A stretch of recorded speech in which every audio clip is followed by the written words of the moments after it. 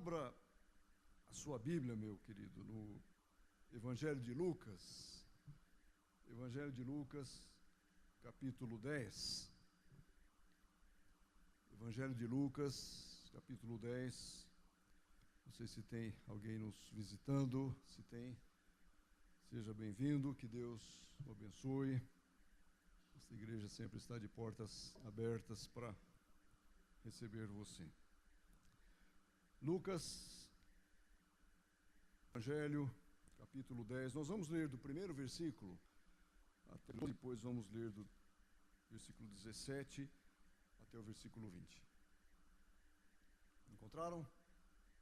Diz assim o evangelista Lucas: Depois disso, o Senhor designou outros 70 e os enviou de dois em dois, para que o precedessem em cada cidade e lugar aonde ele estava para ir.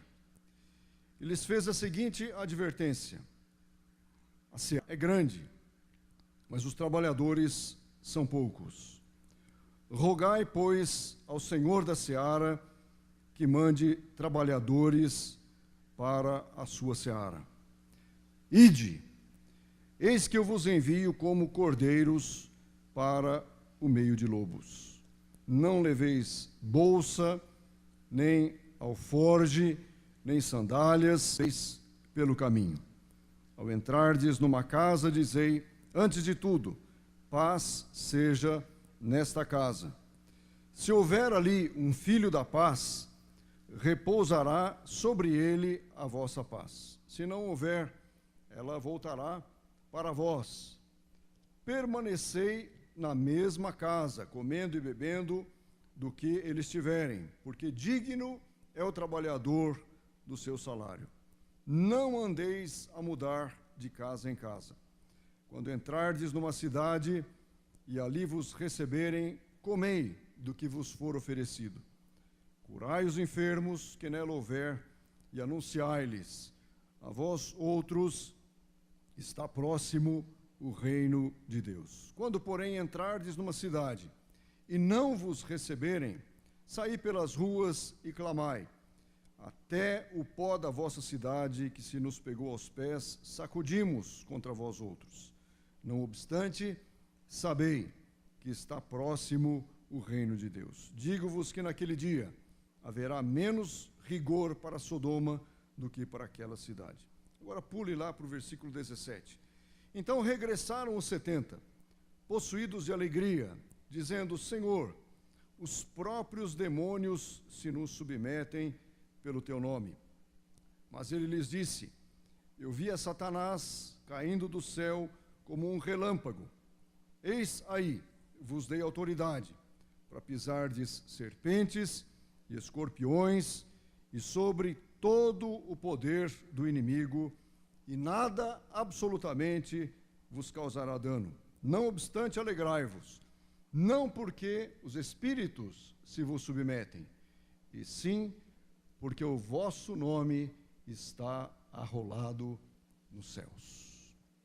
Amém, meus queridos? Que o Senhor abra os nossos ouvidos, os nossos corações, para que a gente possa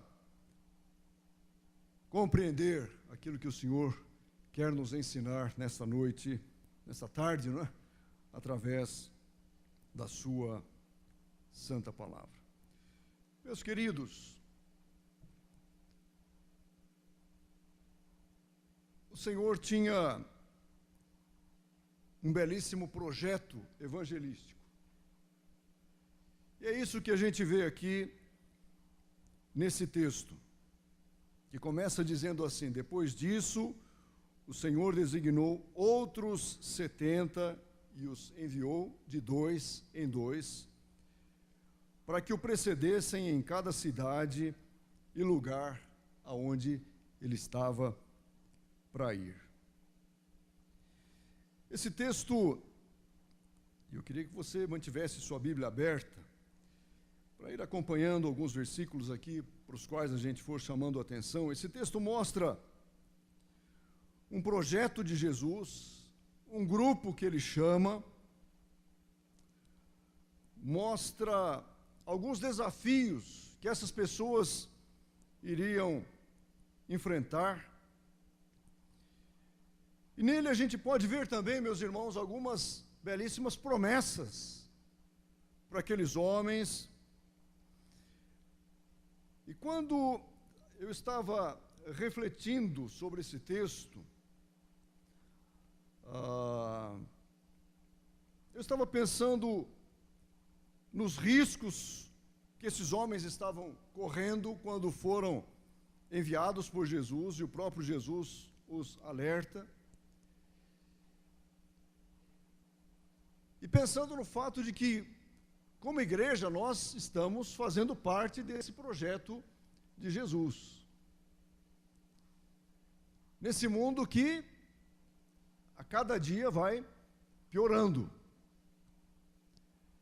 Quando o apóstolo João escreveu a sua primeira carta, no capítulo 5, versículo 19, ele diz assim: sabemos que somos de Deus e que o mundo inteiro, quem se lembra do finalzinho desse versículo? Que o mundo inteiro jaz no maligno.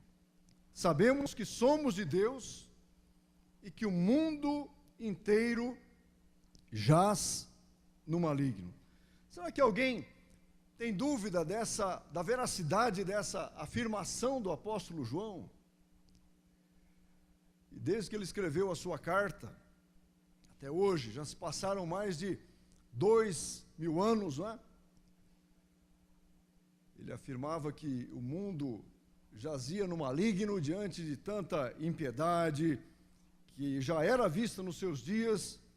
Mas o que diria o apóstolo João, o que diriam os apóstolos, se pudessem contemplar o mundo do século 21, em que a violência impera, em que os valores vão sendo desconstruídos, não é? A vida, a família, ninguém está nem aí para esses valores tradicionais, para essa moral que a gente aprende nas Escrituras. O que ele diria dessa inversão de valores, não é? Isaías já chamou a atenção para isso, dizendo assim: ai daqueles que ao mal chamam bem e ao bem chamam mal. Isaías, que viveu lá no 8º, 9º século antes de Cristo. O que esses homens diriam se olhassem para a nossa realidade hoje e vissem como é que o mundo piorou tanto? Vissem como é que o homem parece que tem a capacidade de sempre piorar na sua moralidade, na sua ética, na sua conduta. E, meus queridos, nós somos igreja do Senhor e nós fomos chamados para quê? Para fazer diferença nesse mundo. O povo de Deus foi chamado para isso,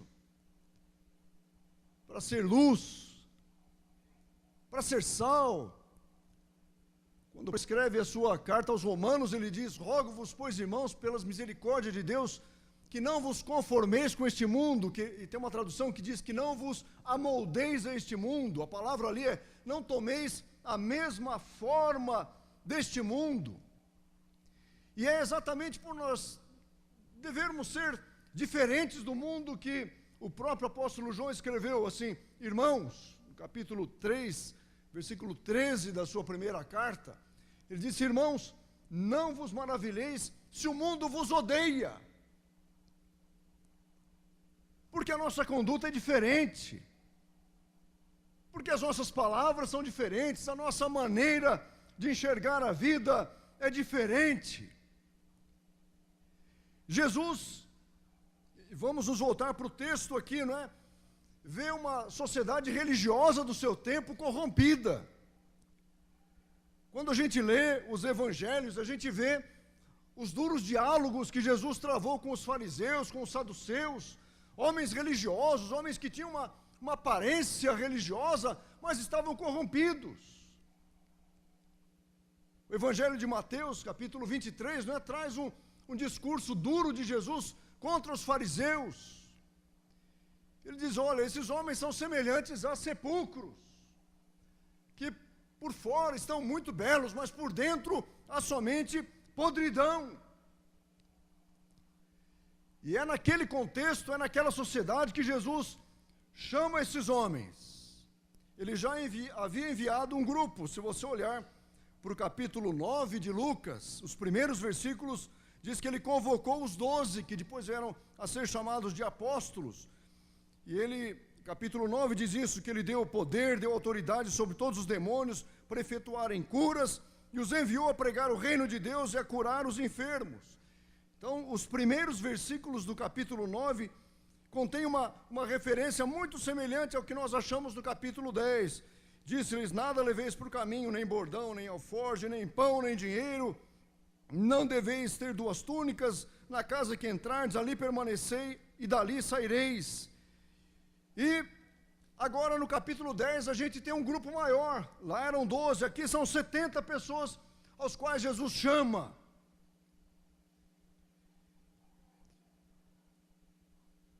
E meus queridos, com base nesse texto, a gente vê algumas verdades que se aplicam integralmente à nossa vida hoje.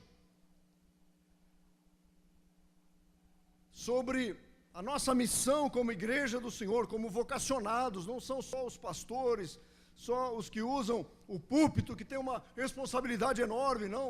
A igreja toda foi chamada para trazer mudanças nesse mundo. Esse texto fala sobre os perigos que nós iremos enfrentar no desempenho da nossa chamada, da nossa vocação como igreja do Senhor. Esse texto nos fala sobre quais devem ser os reais motivos da nossa alegria. E eu gostaria de chamar a sua atenção para algumas verdades, então, que a gente acha aqui. A primeira está nos primeiros versículos. Jesus fala da missão que ele está confiando aos seus discípulos e à sua igreja. Observe que aqui no capítulo 9 de Lucas, os últimos versículos, do versículo 57 a 62, eu ainda quero pregar sobre esse texto. Aqui, Jesus coloca à prova algumas pessoas que queriam segui-lo. Observe que uma pessoa vem para ele e diz assim: seguir-te-ei para onde quer que fores. E Jesus diz assim: olha, as raposas têm os covis, as aves dos céus têm ninhos, o filho do homem não tem onde reclinar a cabeça. E a outra pessoa veio e Jesus disse: segue-me. E aquela pessoa disse: permite-me primeiro sepultar meu pai. E Jesus disse assim: deixa os mortos sepultarem seus mortos. E depois veio outro e disse: Senhor, seguir-te-ei, mas deixa-me primeiro despedir-me dos de casa. E Jesus falou: ninguém que tendo posto a mão no arado olha para trás é apto para o reino de Deus. Então algumas pessoas se aproximaram de Jesus, mas o texto não diz que nenhuma delas persistiu na caminhada, dadas as dificuldades, dadas as exigências. Mas havia um grupo que estava seguindo Jesus, e ele chama então agora 70 dessas pessoas, porque ele tinha um projeto que se iniciava ali em Israel, um projeto que haveria de mudar o mundo, que haveria de mudar a história.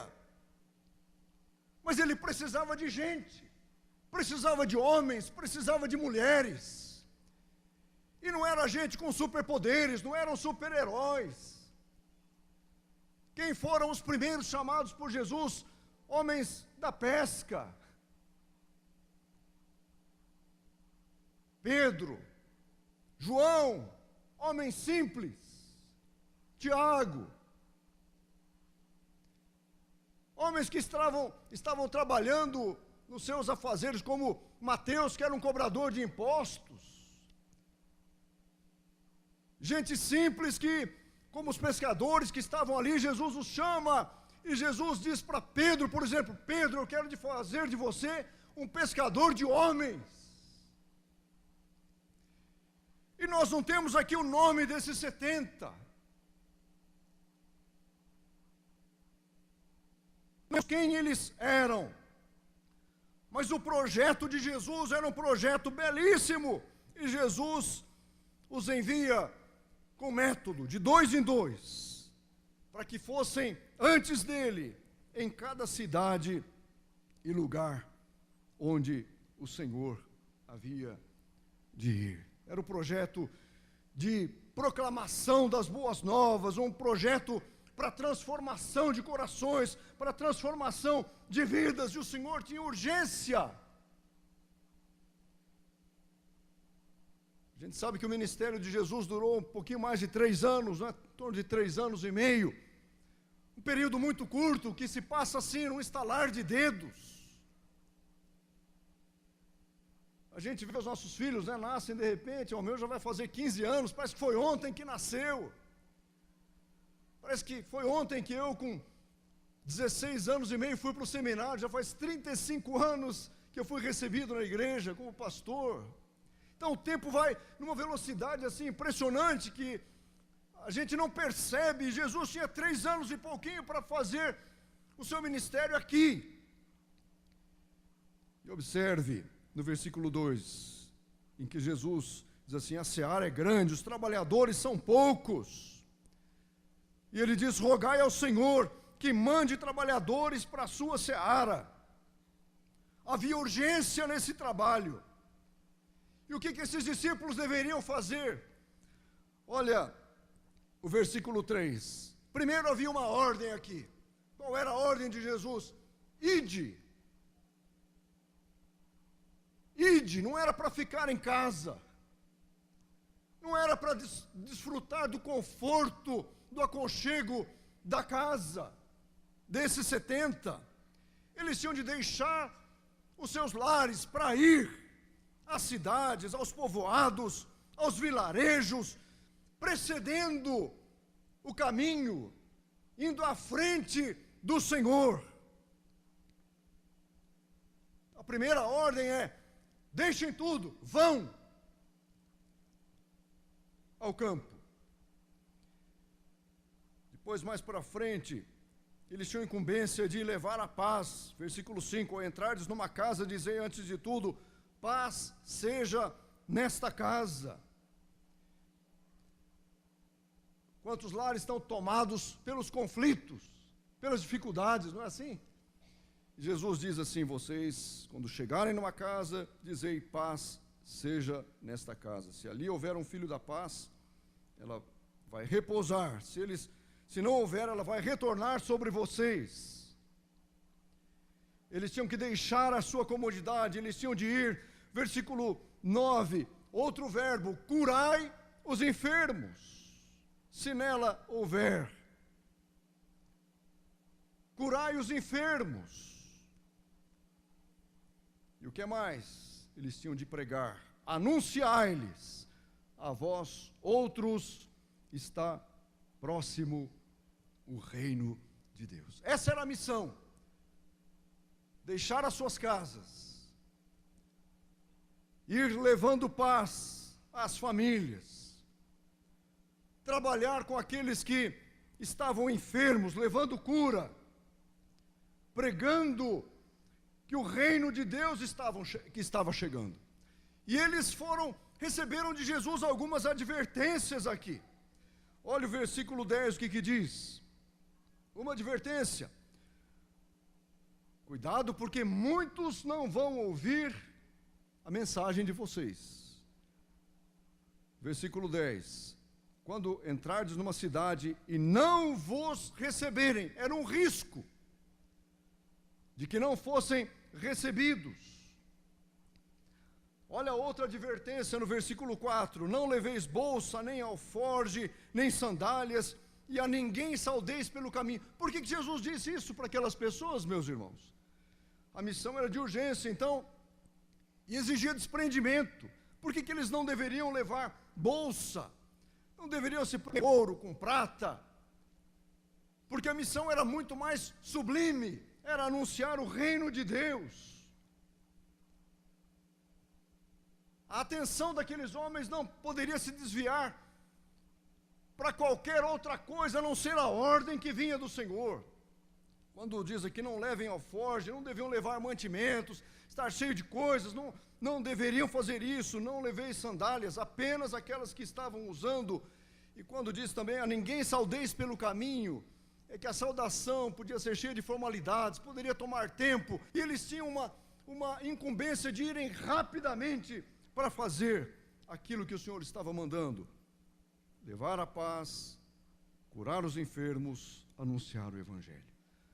E o que essa missão dos 70 tem a ver conosco? Tem absolutamente tudo a ver, meus queridos.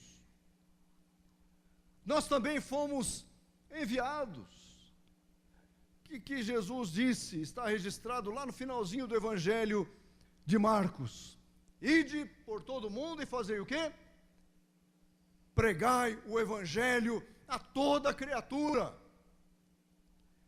E não são apenas os missionários que devem ir e pregar, não são apenas os pastores. Às vezes a gente pensa que somente aqueles que estão ocupando a liderança que tem essa função. Não, nós somos parte desse grande grupo dos 70 aqui. É quando nós estamos lá no nosso trabalho, é uma palavra nossa que pode transformar uma vida. É um folheto que a gente distribui, é uma oração que a gente faz por alguém que está aflito, é uma mensagem que a gente passa pelo WhatsApp ali, de esperança, de fé. É um testemunho nobre daquilo que nós cremos, que vai transformando, ajudando a transformar vidas. É assim que nós somos sal da terra e luz do mundo. Ide por todo mundo, pregai o Evangelho a toda criatura. Então Jesus nos mandou ir. Curioso que quando ele fala para aqueles 70, quando chegassem em alguma casa, desejarem paz. Curioso que o Evangelho todo está cheio todo o Novo Testamento repleto dessa palavra paz. O apóstolo Paulo, ao escrever aos Romanos, diz assim: seguimos, está lá em Romanos 14, 19, seguimos as coisas da paz e também as da edificação de uns para com os outros. Se seguimos as coisas da paz, a nossa presença deve levar paz onde nós estamos. Dentre as bem-aventuranças, se lembram de uma em que Jesus diz: bem-aventurados os pacificadores, aqueles que fazem a paz. Não é isso que Jesus disse?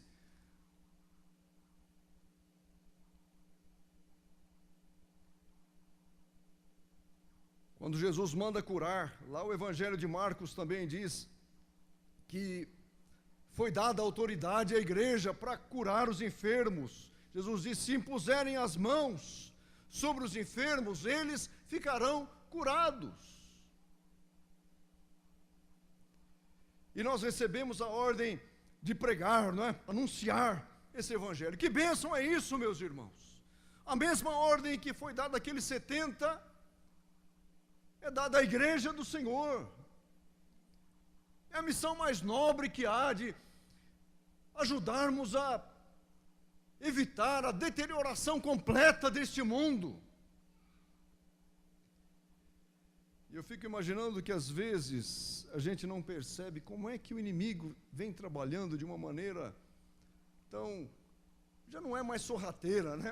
É uma maneira muito evidente para acabar com as famílias, para acabar com os lares, para acabar com os valores, para acabar com a igreja. Esses dias, o pastor Florencio, que esteve aqui, postou uma mensagem sobre os requisitos que estão fazendo para a igreja em Angola, se eu não estou enganado. Não sei se o pastor Douglas recebeu, ouviu alguma coisa assim, mas o governo fazendo exigências, e se vê uma clara tendência que é para impedir as igrejas de crescerem, de que se abram novas igrejas.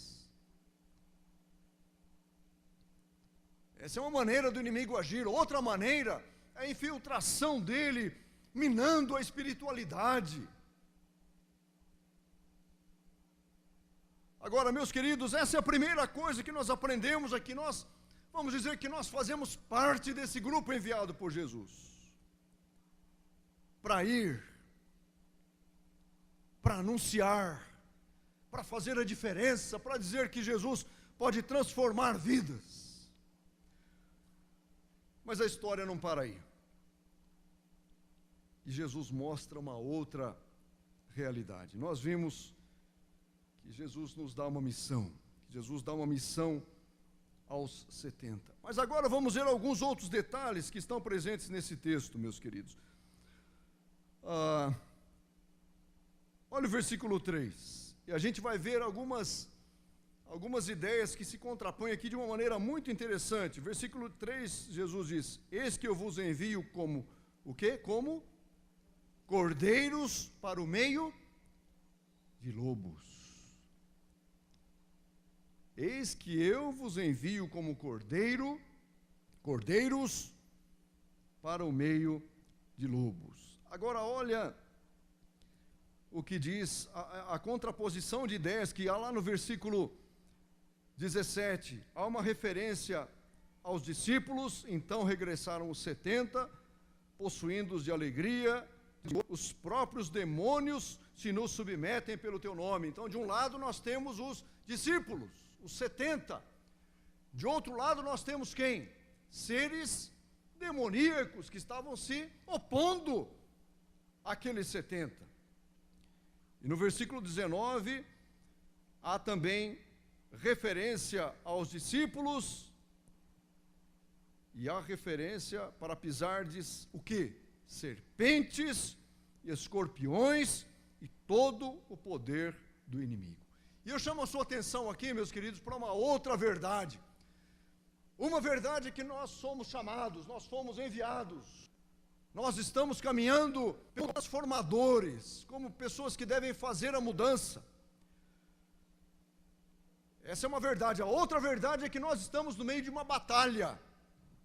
Uma batalha que o apóstolo Paulo diz que não é contra a carne, não é contra o sangue, mas é contra os poderes, os principados, as potestades, e Paulo diz isso lá em Efésios 6:12, revestivos de toda a armadura de Deus, para poderdes ficar firmes contra as ciladas do diabo, porque a nossa luta não é contra a carne e o sangue, e sim contra, olha os termos que ele usa, os principados, as potestades, contra os dominadores deste mundo tenebroso, contra as forças espirituais do mal nas regiões celestes.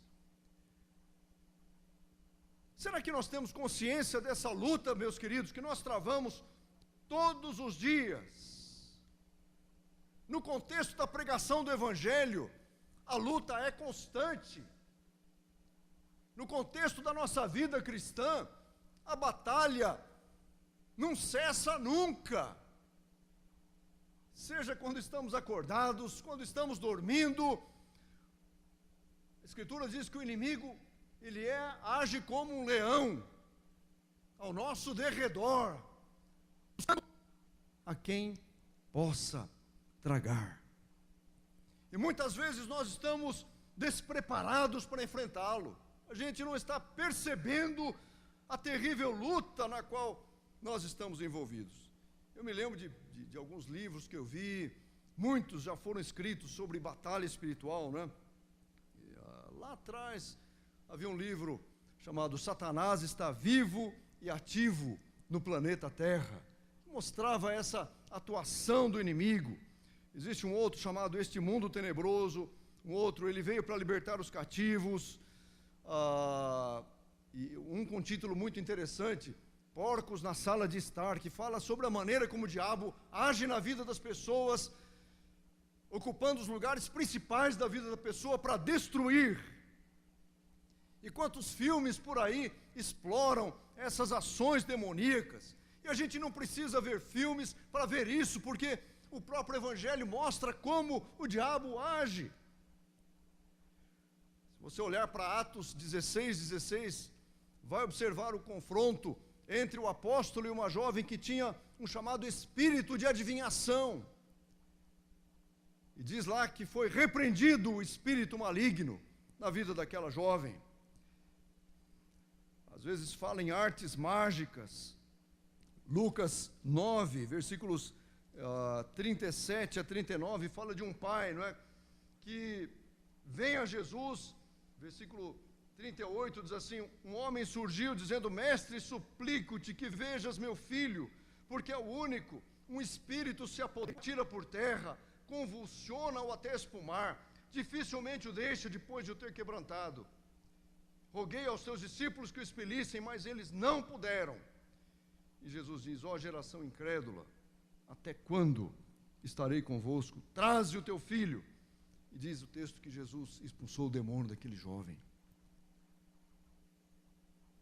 E há, meus queridos, tantos outros relatos de possessão nos evangelhos, demônio oprimindo vidas, espíritos chamados de espíritos de enfermidade. Lucas 13:11 fala sobre isso. Ele chama de espírito de enfermidade. Em Marcos 9:17 há uma referência a um espírito mudo que impedia uma pessoa de falar. E às vezes não encontramos no nosso dia a dia pessoas assim, mas pessoas que estão sofrendo outros tipos de influência maligna. E quantas pessoas que não se dão conta de que estão sendo instrumentos do inimigo. Lembram-se de Pedro? Pedro fez uma belíssima confissão. E Pedro disse o que para Jesus? Tu és o Cristo, o Filho do Deus vivo. Momentos depois, ele começou a repreender Jesus, dizendo: Senhor, de modo nenhum irás para a cruz. E o que Jesus disse para ele? Arreda-te de mim, Satanás. Estava sendo um instrumento do maligno ali para frustrar, para tentar frustrar um plano de Deus. Meus queridos, como o inimigo tem agido na vida das famílias, como o inimigo tem agido na vida de muita gente que está dentro da igreja, como o inimigo tem agido na vida de tantas lideranças. O inimigo agiu na vida de Judas, que traiu o Senhor. Diz o texto que eles tomaram a ceia, não é? E Satanás entrou em Judas, para que saísse e fosse trair o mestre. O Novo Testamento relata pessoas que foram companheiras de Paulo, como um homem chamado Demas. E lá na sua carta a Timóteo, Paulo diz: Demas me abandonou, tendo amado o presente século. Será que os nossos olhos estão abertos, meus queridos, para a gente ver onde? Porque ele se disfarça. A Bíblia diz que ele se transforma até em anjo de luz. Não sei se lembram desse texto, mas o Novo Testamento diz isso, para enganar, para dar uma feição boa àquilo que é ruim. Ele não vai aparecer com chifre, não vai aparecer com o tridente, queimando em chamas. Não é assim que ele faz. Porque ele ia espantar logo a gente, né? Não, ele vem da maneira mais agradável possível. E quando a gente olha para a nossa sociedade, a gente vê que há muitas vezes uma ação visível de Satanás. Por exemplo, nesses cultos satânicos, não é? E existe isso, satanismo, ou satanismo, de bruxaria, mas não sei o que lá. Lá em Arapongas tem uma jovem que era uma bruxa, né, que já tinha alguns poderes e se converteu a Jesus. E ela contou o testemunho dela, acho que para Gisele, né, que ela contou num grupo de jovens lá na escola dominical. Então uma coisa está acontecendo por aí, não muito longe da gente. Mas às vezes o inimigo vai agindo de uma forma disfarçada, sorrateiro. É um bonequinho, né, de gnomo aqui, um negocinho ali que a gente não dá bola, etc. E assim o diabo vai trabalhando na vida das pessoas, dos lares. Vai levando a prostituição, vai levando a criminalidade, a violência. Quantos adultos, quantas crianças oprimidas. E lá em 2 Coríntios 11:14, que Paulo diz que Satanás se transforma até em anjo de luz. Existe um livro que eu já, um dia num sermão aqui eu citei, chama-se Cartas de um Diabo a Seu Aprendiz. a história é a seguinte: é um demônio experiente escrevendo a um outro que estava incumbido de tentar, de levar alguém para o inferno. Então ele vai falando das estratégias, né? Olha, você tem que atingir tal pessoa, na igreja, por exemplo, faça ele observar lá as pessoas, etc., mas ir perdendo a fé, haja nas relações familiares, e ele vai falando uma série de ações, não é, que poderiam corromper aquele homem, seja na alimentação, na gula, nos conflitos dentro de casa, enfraquecendo a espiritualidade, a vida de oração, levando frieza, corrompendo a fé, impedindo que virtude se faça, que o inimigo age. Será que estamos atentos a isso, meus queridos? A nossa luta não é contra a pessoa, muitas vezes estão poderes que a gente não imagina. Às vezes a gente está fazendo cara feia para o nosso vizinho, mas atrás do vizinho há poderes espirituais do mal. Por isso diz Paulo: meus queridos, a nossa luta não é contra a carne, não é contra o sangue, mas é contra os dominadores deste mundo tenebroso. Caminhando, meus irmãos, para o final, porque o tempo não para. Nessa batalha que os 70 travam com os poderes malignos, quem é o vencedor? Não há dúvida. A autoridade foi dada para quem? Para a igreja do Senhor. Amém, meus queridos? A autoridade foi dada para a igreja. O Senhor Jesus mesmo disse: edificarei a minha igreja e as portas do inferno não prevalecerão contra ela.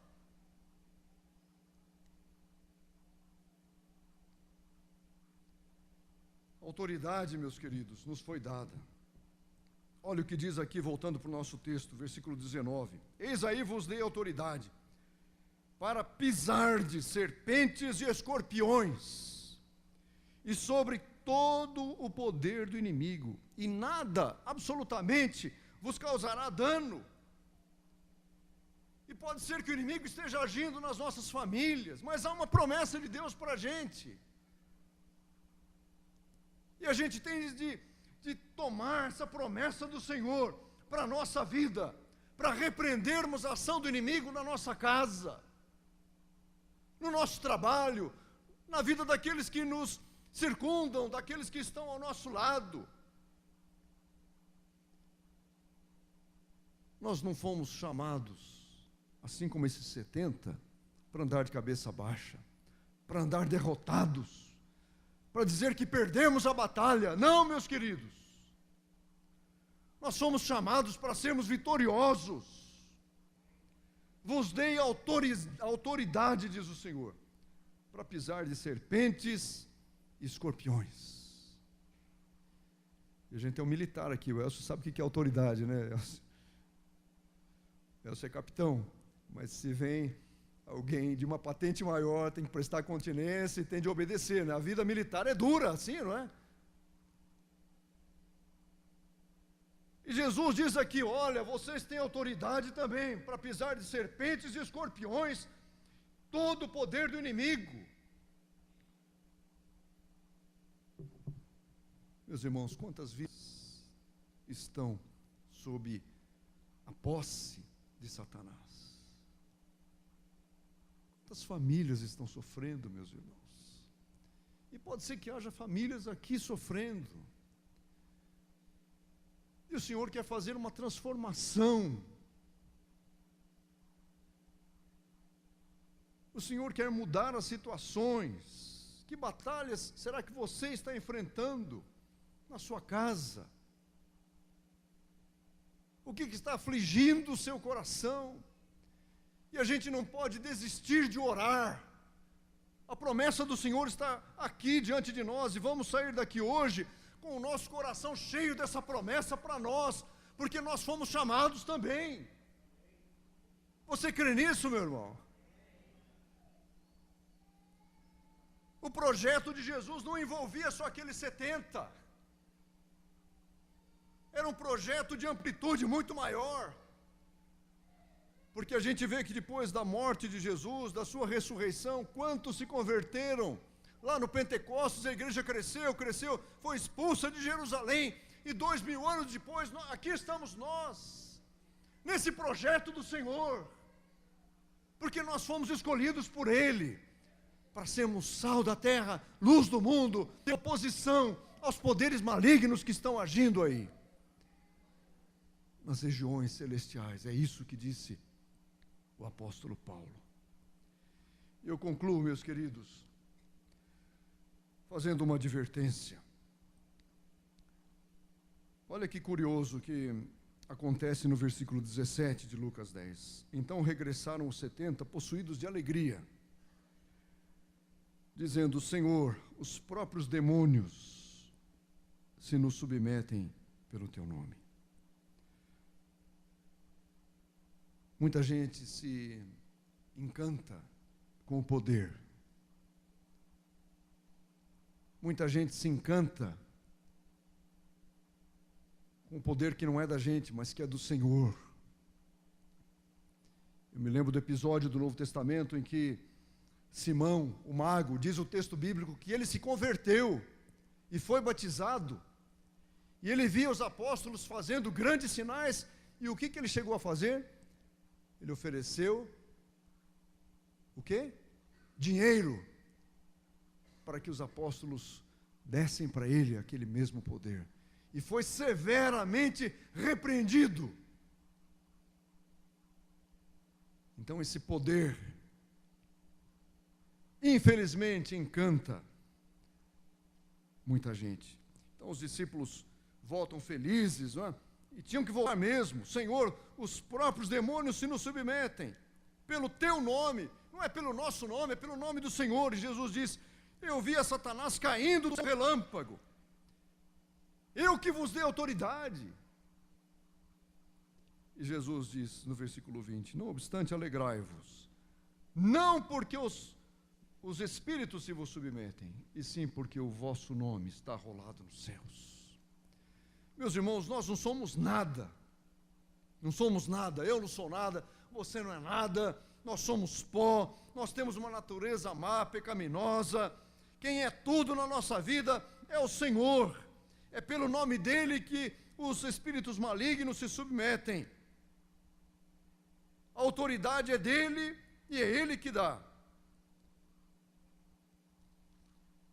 E o grande motivo da alegria deve ser a nossa salvação. Meus queridos, nós estamos numa batalha, nessa tarefa, como igreja do Senhor. Vamos estar com os nossos olhos mais abertos para ver em que situações Satanás está agindo contra nós. E vamos bater a porta na cara dele, dizer: na minha vida você não tem autoridade, inimigo, porque o Senhor já te na cruz. Ele não sossega, ele é um inimigo inteligente. Ele procura os nossos pontos mais frágeis, ele ruge como leão, diz Pedro. Ele tem as suas estratégias. E haverá um dia, meus queridos, como diz Paulo em Romanos 16, 20, o Deus de paz, em breve, esmagará Satanás debaixo dos vossos pés. Que tenhamos uma semana de vitórias, meus irmãos. Que tenhamos uma semana de vitórias.